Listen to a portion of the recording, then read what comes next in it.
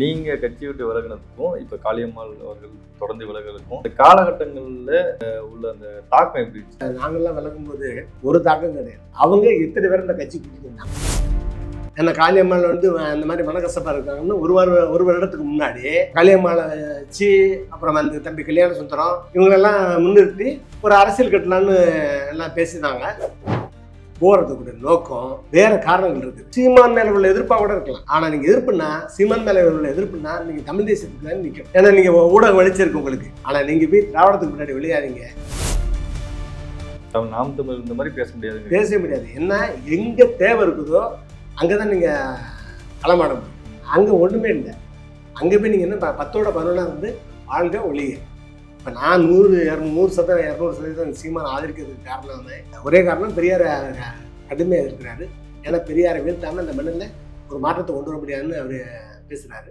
அது நமக்கு சரிப்படும்.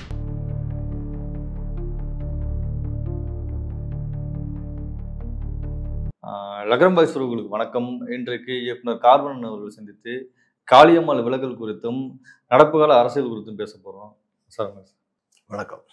முதல்ல நாம் தமிழர் கட்சி காளியம்மாள் விலகியிருக்காங்க நேற்றுக்கு. அது மிகப்பெரிய அளவில் பெரிய சர்ச்சையாக இருக்குது. நீண்ட காலமாக எப்போ விலகுவாங்க அப்படின்னு எதிர்பார்த்துருந்து நேற்றுக்கு விலகிட்டாங்க. இந்த விலகலை நீங்கள் ஒரு தமிழ் தேசிய ஆதரவாளராக எப்படி பார்க்குறீங்க இந்த விலகலை? நான் நாம் தமிழர் கட்சியிலேருந்து விலகுன அந்த கண்ணோட்டத்தை வச்சு பார்க்குறேன். ஆமாம், நீங்கள் விலகிருக்கீங்க. நாங்க எப்பவுமே தமிழ் தேசத்துக்கு ஆதரவு. எங்க விலகினாலும் தமிழ் தேசத்துக்கு ஆதரவு. அப்படி இவங்க விலகல் இருந்துருச்சுன்னா இவங்க உயர்ந்து நிற்பாங்க. காளியம்மா இந்த தமிழ் தேசத்துக்காக நின்றுட்டாங்க அப்படின்னா உயர்ந்து நிற்பாங்க. ஆனா வெளியில இருந்து வர தகவல் எல்லாம் அதுக்கு நேர் எதிர்மாறா இருக்குது. இல்லை, அவங்க அப்படித்தானே அந்த அறிக்கையிலே சொல்லியிருக்காங்க, தமிழ் தேசம் இந்த வழியில் நடப்பின்னு அப்படின்னா அறிக்கை. அப்படி இருந்தால் பரவாயில்ல. ஆனால் அப்படி இப்படின்னா நீங்கள் அவங்கள்ட்ட போய் பேசிருக்க கூடாது. நீங்கள் திராவிடம் இதுக்கு எதிராக இவ்வளோ பேசிட்டு நீங்கள் திராவிட கட்சிக்கிட்ட போய் பேசிருக்கக்கூடாது. திமுக பேசியிருக்கீங்களா இல்லையா? அதே மாதிரி அதிமுகவில் பேசியிருக்கீங்களா இல்லையா? தாவேகால பேசுனீங்களா இல்லையா? அப்போ நீங்கள் இப்போ இந்த 3 கட்சிக்கு நீங்கள் போனீங்கன்னா இந்த 3ம் பெரிய பின்னணியாக கொண்டு சுழற கட்சி. இப்போ விஜய் கூட பெரியாரை வச்சு தான் கொள்கை தலைவராக ஏற்றிருக்குங்கிறாரு. அது பெரியார் கொள்கை தலைவரை ஏற்றுனால விஜய்க்கு மிகப்பெரிய பின்னடைவாக இருக்கும். நீங்கள் பார்த்துட்டே இருங்க. பெரியாரை வச்சு கட்சியை வெளிநடத்தினா அது காணாமலே போயிடும். இன்னும் கொஞ்சம் விளங்காமலே போயிடும். இது தெரிஞ்சுதான் அண்ணாவும் கருணாநிதியும் பெரியாரை தூக்கி போட்டு தான் ஆட்சியை பிடிச்சாங்க. ஆனா இப்ப சமீபம் நீ திமுக இல்ல இது அவங்களுக்கு ஒரு தேவைப்படுது. எதுக்குன்னா இது இந்த மாடல் ஆட்சி. இது எங்க வேணா எல்லாத்துக்கும் இதை பயன்படுத்திக்கலாம். இந்த வார்த்தையை ஒரு வார்த்தையை நான் செய்யற தவிர மறைக்கிறதுக்கு இதை பயன்படுத்திக்கலாம். இது கொஞ்ச நாளா அந்த பெரியார் எதிர்ப்பு இல்லாம இருந்தது. உங்களுக்கு தெரிஞ்சவங்க ஒரு 20-30 ஆண்டுகளமா அந்த பெரியார் விட்டு எதிர்ப்பு இல்லாம இருந்ததுல. அப்போ இவங்க என்ன பண்றாங்க, மறுபடியும் பெரியார் கொண்டு பெரியார் அது செஞ்சாரு இது செஞ்சாரு அப்படின்னு சொல்றாங்க. கலைஞருக்கு தான் தெரியும். கலைஞர் இப்ப இருந்தாருன்னா அவன் தூக்கி தூர போட்டு உடப்புல போட்டு அப்படின்னு வச்சிருப்பாரு. ஏன்னா கருணாநிதி அவர்களுக்கு எல்லாமே தெரியும். ஆனா இப்ப ஸ்டாலின் அவருக்கு தெரியாது. அதனால அவர் கூட இருக்கிறவங்க, அவருக்கு எழுதி கொடுக்குறவங்க இந்த பெரியார் தத்துவங்களை எழுதி கொடுத்து பேச வைக்கிறாங்க. ஆனா அவனுக்கு எதிராக ஒருத்தர் பேச வந்துட்டான்.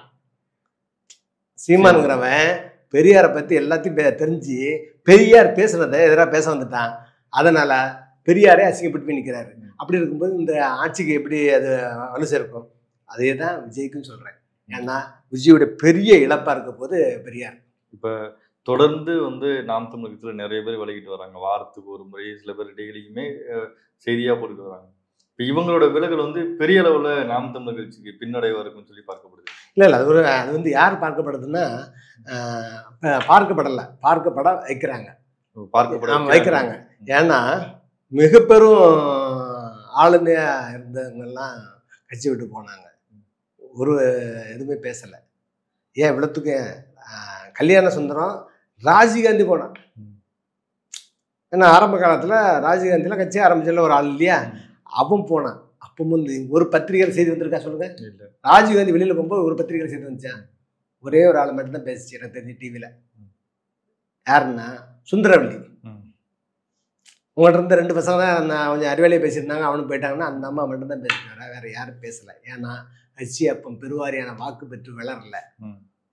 இப்போ அப்படி இல்லை, பெருவாரியான வாக்கு பெற்று வளர்ந்துட்டு, அதனால ஊடகங்கள் வந்து நாம் தமிழர் கட்சின்னு சொன்னால் உடனே அந்த செய்தியை பார்க்கறதுக்கு நல்ல பேர் இருக்கிறாங்க. அது தவிர இப்போ வந்து ட்ரெண்டிங்காகவும் இருக்குது. வந்து இணையதளத்தில் நீங்கள் வந்து நாம் தமிழர் கட்சியை பற்றி செய்தி இருந்தால் மட்டும்தான் அதை பார்க்குறான், வேற எதுவும் பார்க்குறதில்ல.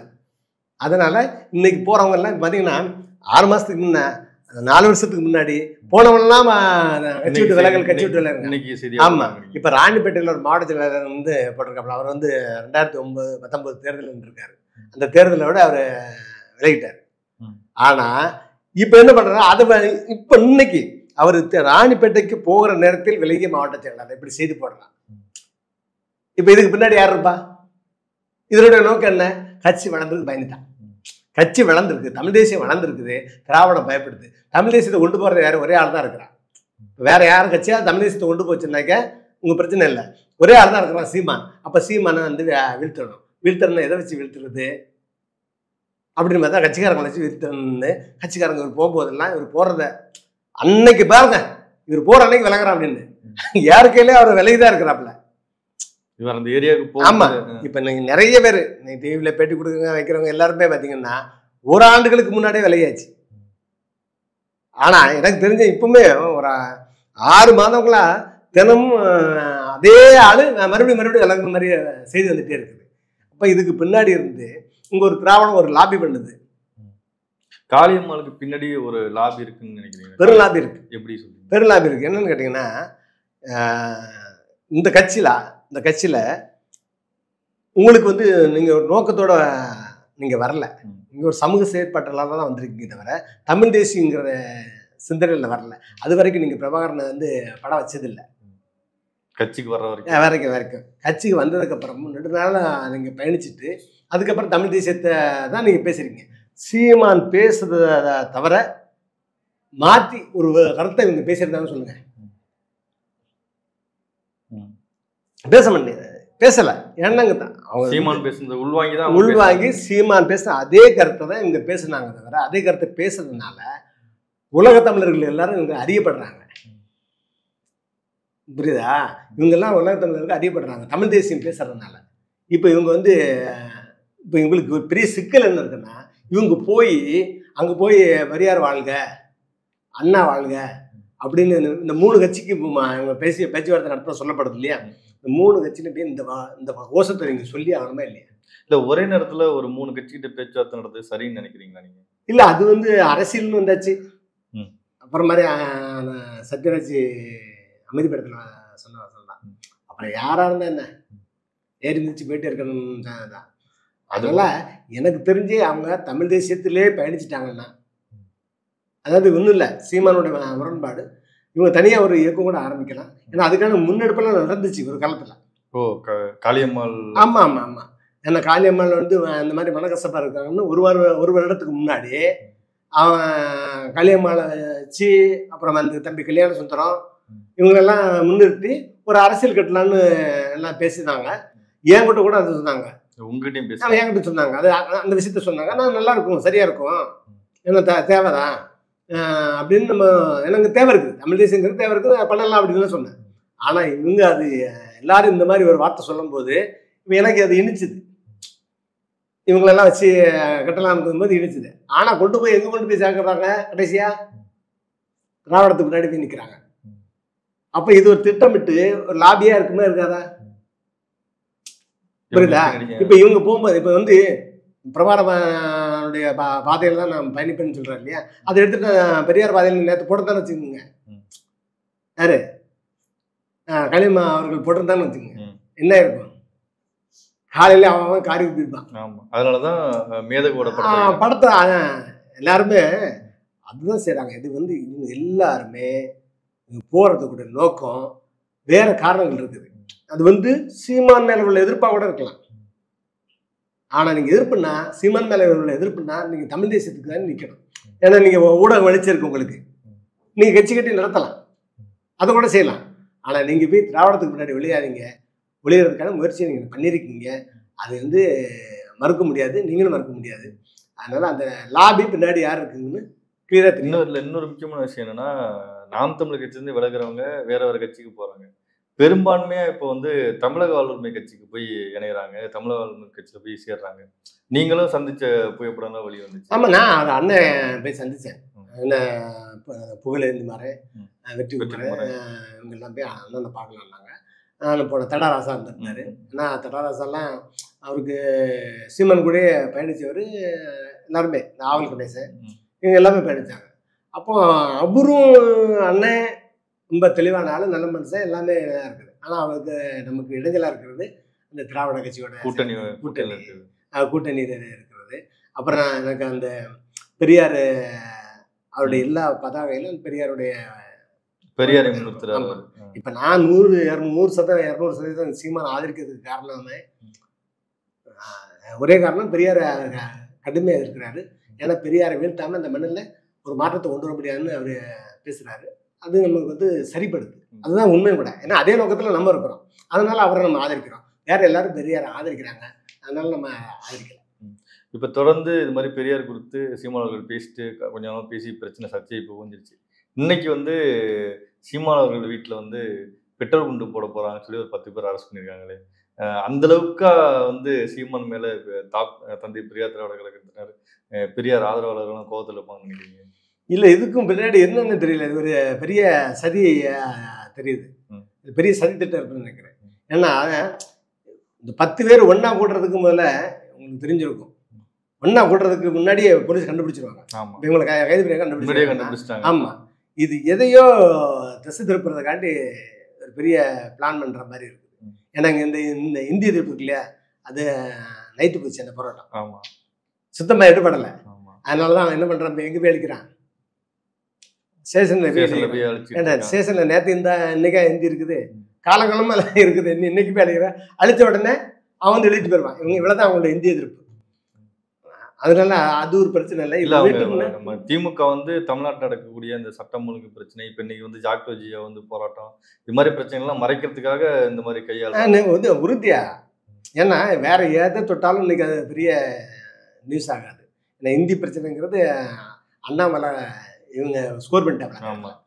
ஏன்னா என்ன சொல்லிட்டேன், ஹிந்தி இல்லையா 3 மொழி எதை வேணாலும் படிச்சுக்க அப்படின்னு ஒன்று வச்சாலாம் இவங்க ஆஃப் ஆயிட்டான். இவங்களுடைய எதிர்ப்பு இதாகலாம். அதனால இப்போ அங்கேயும் போக முடியல. இதுல ஏதோ ஒன்று இதை மறைக்கிறதுக்கு ஏதோ ஒரு செய்தியை பெருசாக. ஏன்னா சீமன் வேற இன்னைக்கு வீட்டில் இல்லை, ராணிப்பேட்டை போயிட்டான்னு சொல்றாங்க. அப்போ நீ அங்கே ஆள் இல்லாத வீட்டில் போய் கூட்டத்துக்கு காட்ட போறேன். இப்போ இது ஒரு வேற ஏதோ பிளான் இருந்த மாதிரி தான் தெரியுது. அந்த இவனுக்கு அவனுக்கு என்ன நினைச்சிட்டாங்க, இந்த மயிலாப்பூர்ல முன்னாடி உங்களுக்கு தெரிஞ்சிருக்கும், வயசான 2 பெரியவங்க போனாங்க. அங்க போய் அவர் வயசான ஆளு தள்ளி விட்ட செத்துருவாரு. அவருக்கு முன்னூறு அத்துட்டு பாத்தியா ஆரியத்தை வீழ்த்திட்டேன்னு சொன்னா அந்த முட்டாளுக்கு தான் இன்னைக்கு இருக்கிறாங்க ஆள் இல்லாத நேரத்துல. இல்ல, ஏன்னா பெரியார்கள் பேசி மறுபடியும் ஓஞ்சிச்சு, மீண்டும் மீண்டும் சீமானை சீண்டிக்கிட்டே இருக்காங்களேங்கிற. நானும் தொடர்ந்து செய்யுங்கன்னு சொல்றேன். தொடர்ந்து செய்யுங்க. ஆமா, தமிழ் தேசத்துக்கு வளர்ச்சிக்கு வேற என்ன இருக்குது, எதிரிய வேணும் இல்லையா, திராவிடம் தானே எதிரி. அதனால தான் நீங்க எங்களை எதிர்த்துட்டே இருங்க, தமிழ் தேசியம் வளரட்டு அப்படிங்கிற. இல்ல, தமிழ் தேசியம் வளர்றதுக்கு சீமானவர்கள் உதவுவார்னு நினைக்கிறீங்களா? எப்படி? ஆமா, நீண்ட காலமா நீங்க வந்து தொடர்ந்து எதிராக பேசிக்கிறீங்க. இல்ல, இப்ப ஆதரவான நிலைப்பாடு எடுத்து. இல்ல, நான் தமிழ் தேசியத்துக்கு தான் ஆதரவா இருப்போம் தவிர வேற சீமானுடைய ஆதரவு. நாளைக்கு இப்ப வந்து சீமான் வந்து தமிழ் தேசியம் விட்டாச்சுன்னா சீமான் ஒண்ணும் கிடையாது. ஆனா சீமான் வந்து உறுதியா இருப்பாப்ல. ஏன்னா ஒருத்தன் ஆரம்ப காலத்துல இருந்து வரும்போது இடையில மாறலாம், ஆனா இடையில தான் வந்திருக்காங்க. எல்லாத்தையும் தெரிஞ்சுக்கிட்டு திராவிடத்துக்கூடயே பழகி அவங்களுடைய எல்லா ரெலியூஷன்லாம் தெரிஞ்சு தமிழ் தேசியம் வேணும்னு புரிஞ்சுக்கிட்டு தான் வந்தாங்க. அந்த ஆளே அவரே சொல்றாப்ல, நானே பெரியார் பின்னாடி போய் ஏமாந்த வேண்டாம் அப்படின்னு. இதுக்கப்புறம் நீங்க அவர் சீமான் நம்பலான்னு வேற நம்ம யாரை நம்புறது? வேற தமிழ் தேசியத்துக்கு அவர் ஒரு ஆள் தானே இருக்காப்ல. வேற யாராவது இருந்தா நீங்க வந்து அவர் பரவாயில்ல அப்படின்னு சொல்லலாம். வேற யாரும் இல்லை. ஏன்னா ஒட்டுமொத்தமா திராவிடம் ஒன்னா நிக்குது, தனியா அவர்கிட்ட நிக்கிறான், அவங்களோட நிக்கிறது தான் தர்மம் அப்படிங்கிறதுனால நம்ம நிக்கிறோம் தவிர மற்றபடி வேற ஒண்ணு. இந்த தொடர்ந்து விலகல் வந்து நாம் தமிழர் கட்சி பின்னடை கொடுக்குன்னு நினைக்கிறீங்க? இல்ல, பின்னடைகள் ஒருபோதும் கொடுக்காது. நிறைய பேர் விலகிட்டு இருக்காங்க, மாநில ஒருங்கிணைப்பாளர், மாவட்ட செயலர், அது இதெல்லாம் நிறைய விலகிட்டு. அது இல்லாம இன்னைக்கு என்ன நினைக்கிறாங்கன்னா, இந்த எல்லாரும் விலகிறதெல்லாம் செய்தியா போட்டு கட்சி பலகீனமாயிடுச்சு. ம். அப்புறம் அது இந்த விஜயலட்சுமி அவங்களுடைய செய்தி வச்சு ஆமா. சீமானை கைது பண்ணிட்டா, சீமானவரை கைது பண்றதுக்கு கைது பண்ணிட்டா அந்த தமிழ் தேசியத்தை இழுத்துடலாம் அப்படின்னு நினைக்கிறாங்க. ஒருபோதும் கிடையாது. ம். நீங்க சீமான ஒரு உதாரணம் சொல்றேன். அந்த வழக்கு எந்த மாதிரி போகுது எதுன்னு தெரியாது. ஏன்னா இவங்க வேற கோர்ட்டு கூட ஆமா. போகலாம். போய் வந்து ஏன்னா இது ஒரு திட்டமிட்டு, ஏன்னா திட்டமிட்டு செய்யற மாதிரியே தெரியும் எல்லாருக்கும். ஒரு பக்கம் கட்சியில இருந்து நிறைய பேர் விலகுறாங்கன்னு சொன்னாங்க. ஒரு பக்கம் சீமானவர்கள் சீமான் கைது விலகுறான். இவன் இந்த பக்கம் போய் குண்டு வீச போறாங்கிறான். ம். இப்ப இது எல்லாமே பாத்தீங்கன்னா உங்களுக்கு சீமானுங்கிற தனி மனித வேலை உள்ள இது கிடையாது. சீமான் வேங்குற அந்த வாக்கு சதவீதம் தான் தவிர வேற எதுவும் கிடையாது. ஆனா இவங்களுக்கு ஒன்றும் புரிய மாட்டேங்குது. சீமான் நீங்க சிறைக்கு போட்டாலும் அவன் சீமானுடைய சின்னம் இருக்கும் இல்லையா, ம். அந்த சின்னத்துக்கு அந்த வாட்டு இதே வாக்கு விழுங்க. ம். யார் ஏன்னா இது வந்து இவங்க நினைக்கிறாங்க இந்த இவ்வளவு பிரச்சனைக்கு கூடயும் இந்த வாக்கு எப்படி அவனுக்கு கிடைக்குது. ம். இது சீமானுக்கு வாக்கு இல்ல, இது தமிழ் தேசிய வாக்கு. இது தமிழ் தேசிய வாக்கு. இது விழுந்துகிட்டே இருக்கும், கூடுங்க, வர குறையவே குறையாது. நீங்க பாத்துக்கிட்டே இருக்கீங்க. இல்ல இப்ப இது போல வந்து நிகழ்ச்சி நடந்துட்டு இருக்கும்போது மும்மொழி கொள்கை பிரச்சனை நடக்குது. தமிழ்நாட்டுல ஹிந்தி மும்மொழி கொள்கை தேவைன்னு நினைக்கிறீங்களா? தமிழ்நாட்டுல 3வது மொழிங்கிறது. இல்ல தமிழ்நாட்டுல 3வது மொழி தேவையா தேவையில்லைங்கிறத விட அதை எவன் தேவை வைப்பான், தேவையில்லாம எவன் ஆக்குவாங்கிறது ஒண்ணு இருக்குது. ம். இதே ஸ்டாலின் உதயநிதியால அந்த தேவையில்லாம ஆக்க முடியுமா? இந்தி இல்லாம ஆக்க முடியுமா? ஒண்ணு மொழி வந்து என் நாக்குல இருக்கணும், அப்புறம் என் வீட்டுல இருக்கணும் இல்லையா? இந்த 2 இல்லைன்னா அந்த மொழி நாட்டுல எப்படி வரும்? ம். அப்படி இருக்கும்போது இவங்க வந்து ஃபுல்லா இவங்களே இப்போ வந்து 57% தமிழ் படிச்சிருந்த மாணவனை 44% ஆக்கிருக்கீங்களே. ம். தமிழ்நாடு கல்வி அது எப்படி ஆச்சுது? அதை ஆக்குனது யாரு? அவன் பாதிக்கு மேல வந்து எங்க போயிட்டான்? தனியார் பள்ளி போயிட்டான். அங்க அவன் எதுவெல்லாம் படிக்கிறான். ஹிந்தி, பிரெஞ்சு எல்லாம் நிறைய பேர் விருப்ப பாடம் எடுத்து படிக்கிறாங்க. ஏன்னா ஆரம்ப கல்வி இல்லை, 12ஆம் வகுப்புல விருப்ப பாடமா எடுத்து படிக்கிறான் மார்க்குக்காண்டி. அதனால நீங்க அவன் அதாவது அது அவங்க அப்பா அம்மா 57% பேர் இந்த மாதிரி 3வது மொழியை ஒன்று எடுத்துக்கிறதுக்கு தயாரா இருக்கிறாங்கன்னா அது யாரோட துண்டுல? இல்ல தமிழ் தேசியத்துக்கு அடிப்படையா வந்து தாய்மொழி கல்வியில தானே படிக்கிறதுக்கு. ஆமா, ஆனா அது இவங்க செய்ய மாட்டாங்கன்னு. நீ நான் தமிழங்கிற என்னையவே நீ திராவிடம் மாத்தி வச்சிருக்க, நீ எப்படி என் மொழியை வாழ வைப்ப? என்னையவே நீ தமிழ் இல்ல, நீ திராவிடம் மாத்தி வச்சிருக்கிற, அப்புறம் நீ எப்படி என் தமிழை என்னைய வாழ வைப்ப? இந்த பக்கம் இப்படினாலும் அதே மாதிரி சாதிவாரி கணக்கெடுப்பும் திமுக எடுக்க மாட்டேங்குது. அதான் சொல்றது, சாதியை நீங்க வந்து ஒழிக்கணும்னு நினைச்ச ஏற்றத்தாழ்வு இருக்குது, அது இருக்குது, இது இருக்குது, பாகுபாடு இருக்குது. நீ இவ்வளவு ஆண்டு காலமா உன்னைய முடக்கி வச்சிருந்தா இது பூராமே ஏமாத்துக்கிறேன். நீ உனக்கு உண்மையிலே அது அப்படி நடந்திருந்து அதை மாற்றணும் அப்படின்னாக்க சாதிவாரி கணக்கெடுத்து பிரதிநிதித்துவ அடிப்படையில் கொடுத்துட்டு வச்சுக்கோங்க. இந்த ஏற்றத்தாழ்வு அடிபட்டு போயும்ல. அது ஏன் திமுக பண்ண மாட்டேங்குன்னு நினைக்கிறீங்க? இப்ப ஏன் மோடி பண்ண மாட்டேங்கிறாப்ல? மத்திய அரசு பண்ணல, மத்திய அரசு பண்ணல. இல்ல, ஏன்னா அங்க அவங்களுக்கு இருக்கிற அதே பயம் தான் இவங்களுக்கு இருக்குது.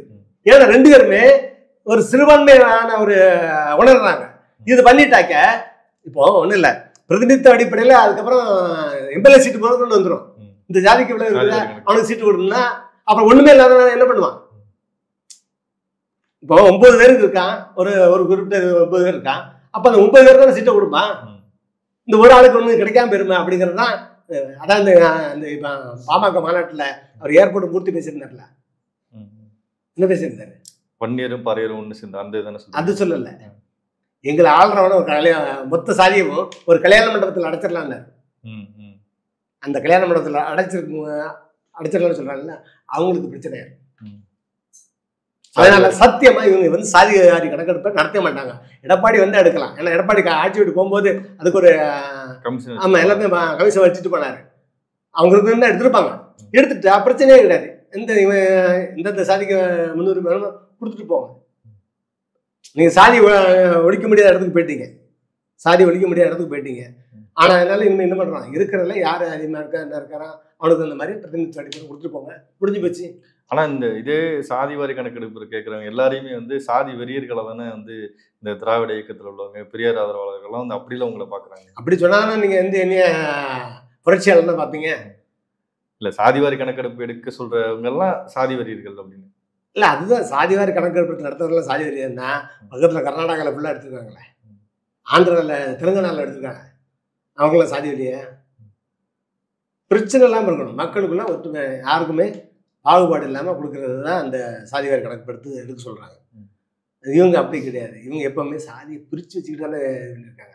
ஒரு பிரச்சனை இருந்துருங்க, ஒரு உதாரணத்துக்கு தாகரட்னா கொல்லப்படுறாரு, அந்த சமூகமே ஒரு கொந்தளிப்பில் இருக்குன்னு சொல்லி அதே சமூகத்தை ஆளை கொண்டு போய் விட்டு அவங்களை அமைதிப்படுத்துவாங்க. இதே தான் இது வந்து அந்த மாதிரி தான் அப்படி பிரித்து வச்சிருப்பாங்க. தவிர இப்போ ஏதாவது எடுத்து பேசினான்னா உடனே அதே சமூகத்தை ஆளை வச்சு அவளை எடுத்து பேச சொல்ல அறிக்கையோட சொல்கிறது. ஒரு தலித்து பேசுனா அங்கே தலித்தில் யாரும் முக்கியமாக இருக்காங்களோ அவங்கள அறிக்கிட்டு பேச சொல்கிறது. இப்படி தான் அவங்க பண்ணியிருக்காங்க. தவிர இவங்க ஒருபோது இவங்களுக்கு இந்த சாதி ஒழிப்பு அந்த இதுலலாம் ஒரு நோக்கம் கிடையாது. இருக்கிற வரைக்கும் இந்த நாட்டை ஆளணும், தாங்க குடும்பம் வாழணும். இறுதியா ஒரு கேள்வி, நீங்க விலகினப்ப இப்ப நாம் தமிழருக்கே வரேன், நீங்க கட்சி விட்டு விலகினதுக்கும் இப்ப நாம் தமிழர்ல இப்ப காளியம்மாள் அவர்கள் தொடர்ந்து விலகிறதுக்கும் அந்த காலகட்டங்கள்ல உள்ள அந்த தாக்கம் எப்படி இருந்துச்சுன்னு நினைக்கிறீங்க? நீங்க விலகிறப்ப இப்ப இல்லை, இப்போ வந்து தாக்கம் வந்து நாங்கள்லாம் விலகும் போது ஒரு தாக்கம் கிடையாது. நீங்க சொன்ன காரணங்கள் இப்ப இவங்க சொல்லிட்டு இவங்க வந்து இப்போ இவங்க சொல்றதுக்கு காரணம் கிடையாது. இவங்களுக்கு அந்த காரணம் சொல்றதுக்கு ஒரு இது அவங்களுக்கான அந்த தகுதி கிடையாது. ஏன்னா நீங்க இந்த கட்சியை வளர்க்கல. காளியம்மாள் இருக்காங்க இல்லையா, நான் உதாரணத்துக்கு சொல்றேன். அவங்க வந்து ஒரு பெண்ணு, நம்ம அந்த குறையா சொல்லலை, உதாரணத்துக்கு சொல்றேன். நிறைய எனக்கு அந்த இப்போ கடைசியாக நம்ம காளியம்மாள் நீங்க கேட்டதை சொல்றேன். அவங்க எத்தனை பேர் இந்த கட்சி கூட்டிட்டு வந்தாங்க, வரும்போது எத்தனை பேரை கூட்டிட்டு வந்தாங்க. இப்போ நிறைய பேர் இப்போ அதிமுக திமுக போறவன், திமுக அதிமுக போறவன் அந்த போகும்போது அவங்க ஆதரவாளர்கள்லாம் கூப்பிட்டு போவாங்க. நீங்க யாராவது வந்து கொண்டு வந்தீங்களா? சரி, இன்னொரு அதை போங்க, இங்கிருந்து இந்த கட்சியிலிருந்து போகும்போதாவது உங்களை ஆதரவாளர்னு ஒரு கூட்டத்தை கூட்டு போனீங்களா? கூட்டு போக முடியுதா? ஏன்னா இப்போ வரமாட்டான். ஏன்னா இவங்க பொருளாக தமிழ் தேசியத்தை பேசிக்கிட்டு இருக்கிறான். இங்கே போய் நம்ம போய் திராவிட தேசியம்னு பேச முடியாது. அதனால நான் கடைசியாக மீண்டும் சொல்கிறேன், நீங்கள் வந்து அந்த 3 கட்சியில் பேசிகிட்டு இருக்கீங்க. இந்த 3 கட்சி போனீங்கன்னா நீங்கள் மறுபடியும் மைக்கில் இங்கே பேசுறதுக்கு உங்களுக்கு இங்க இருந்த மாதிரி இருக்க மாட்டாங்க. எதுவுமே மண்ணை பற்றி பேச முடியுமா? நீங்கள் பேசுனீங்க இல்லையா, கடல் வளத்தில் பிரச்சனை, மண் வளம் பிரச்சனை, எல்லாம் பேசுறீங்களா, மொழி பிரச்சனை, இதெல்லாம் நீங்கள் அங்கே பேச முடியாது. நாம் தமிழர் இந்த மாதிரி பேச முடியாது, பேசவே முடியாது. என்ன எங்கே தேவை இருக்குதோ அங்கே தான் நீங்கள் களமாட முடியும். அங்கே ஒன்றுமே இல்லை. அங்கே போய் நீங்கள் என்ன 10ஓட 11 வந்து வாழ்க ஒழிக, வேற எதுவும் போட முடியாது. ஏன்னா இப்போ 200 ஓபிஎஸ் சிறுபான்மை ஓபிஎஸ்லாம் என்ன பண்ணுறாங்க, அவங்க என்ன சொல்கிறாங்களோ அது விட்டு கொடுக்கணும். வேற எதுவும் செய்ய முடியாது. வேற புரட்சி பேச முடியுமாங்க? எதுவும் பேச முடியாது. எவனையாவது ஒருத்தரை கேவலப்படுத்தணும், பொம்பளை வச்சு கேவலப்படுத்தணும், அவனோட தனிப்பட்ட வாழ்க்கையை கேவலப்படுத்தணும், என்ன டக்குன்னு குலைக்க சொன்னால் குலைக்கணும், நல்ல நாளுக்கு உபசப்படணும். இந்த 2 தவிர வேற ஏதாவது பேசுனாங்கன்னு நீங்கள் சொல்லுங்கள். அதுதான் இவங்க செய்ய போகிறாங்களா என்கிற கடைசியாக ஒரு கேள்வியோட முடிக்கிறேன். சரி, இவ்வளோ நேரம் உங்கள் நேரத்தை எங்களுக்காக சார் எடுத்து. நன்றி. நன்றி, வணக்கம்.